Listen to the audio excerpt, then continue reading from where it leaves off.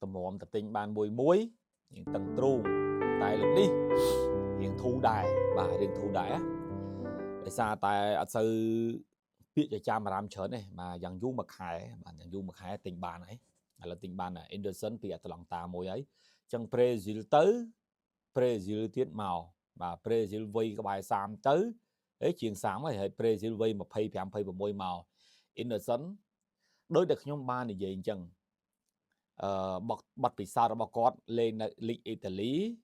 bật bị sao Anderson lên nơi UEFA Champions League cho mùa Atalanta và miênสมรรถភាព box to box មានន័យថាអាចរត់ប្រអប់ទីគេបានប្រអប់ទីយើងបានតម្លៃធូរថ្លៃ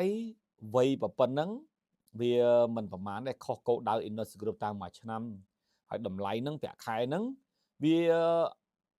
អាចធ្វើឲ្យ Man U compare ថា Anderson គឺជាកីឡាករដែល Man U សមនឹងវិនិយោគជាមួយបងប្អូននៅពេលដែលខ្ញុំបានបង្ហោះព័ត៌មានហ្នឹងបងប្អូនថាតោះតូណាលីជាអ្នកបន្ទាប់កីឡាករElliot Anderson ជាអ្នកបន្ទាប់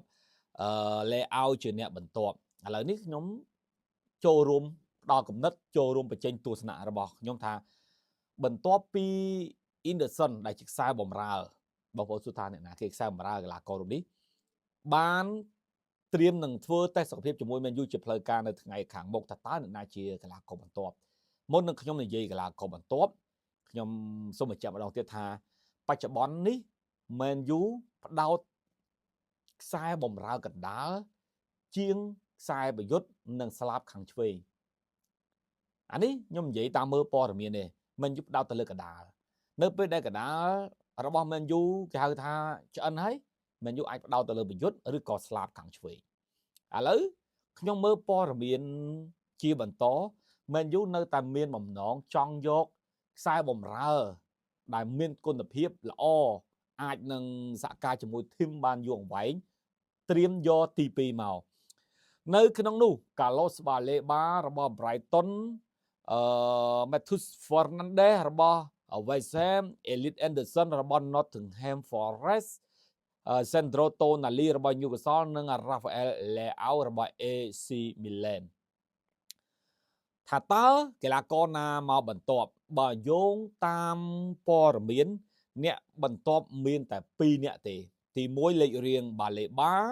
ទី2 Matheus Fernandes និងទី3 Rafael Leao ដែលសារតែកីឡាករនេះកំពុងតែផ្សារភ្ជាប់ចង់មកលេងនៅក្របខ័ណ្ឌ Premier League បើយោងតាមព័ត៌មានបន្ថែមលើនេះកីឡាករដែលអាចមកបន្ទាប់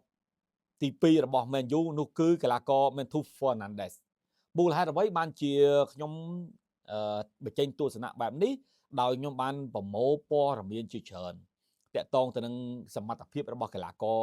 Fernandes រូបនេះកីឡាកររូបនេះគឺគេត្រូវបានគេវិភាគថាល្អអត់ចាញ់Balebaប្រហែលទេ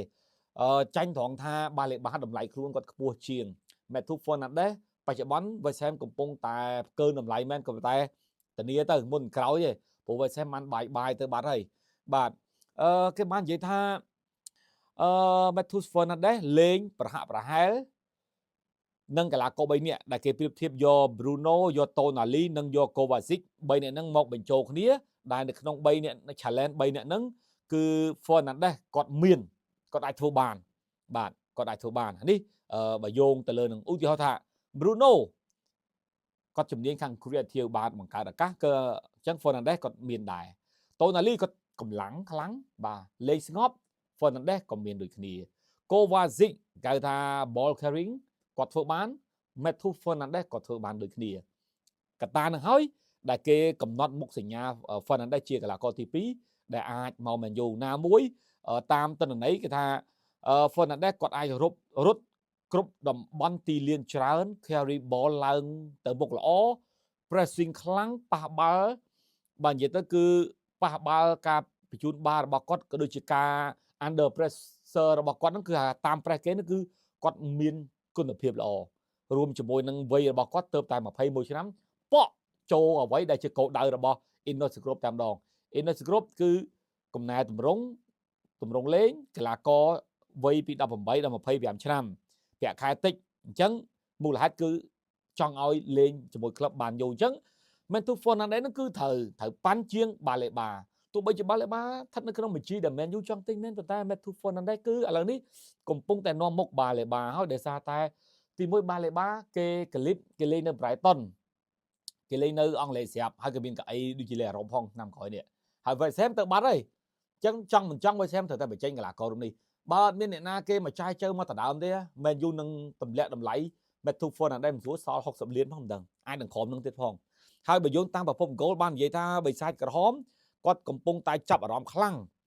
ទៅលើ Fernandes ដោយសារតែមើលទៅគាត់អាចជាអ្នកជួយជ្រោមជ្រែងកាត់បន្ថយគេហៅថាសហការជាមួយ Bruno កាត់បន្ថយកម្លាំង Bruno បានដោយសារតែយុទ្ធសាស្ត្ររបស់គាត់ទាំងប្រមាណមិញខ្ញុំបានរៀបរាប់តាមព័ត៌មានដូចនៅខាងលើហើយអញ្ចឹងសរុបមកវិញបាទ Matthew Fernandes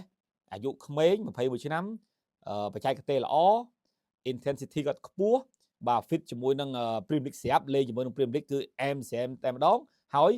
ជាអ្នកជំនួស Casemiro ទៅថ្ងៃអនាគតគាត់មកភ្លាមមិនអាចទៅជំនួស Casemiro បានទេប៉ុន្តែគេថាឆាប់ឬក៏ព្យាយាមបដាគាត់នឹងអាចធ្វើអ្វីដែល Casemiro អាចធ្វើបានអញ្ចឹងថ្ងៃនេះខ្ញុំមានតែទស្សនៈខ្ញុំប៉ុណ្ណឹងតាក់ទងនឹងកីឡាករទី2ដែលអាចនឹងមក Man U បាទហើយទី3អាចនឹងបាឡេបាផងគាត់ថាបាទវីដេអូនេះនាំបញ្ជូនឲ្យ WWB 99 ស៊ុបសៀងដែលទំនុកចិត្ត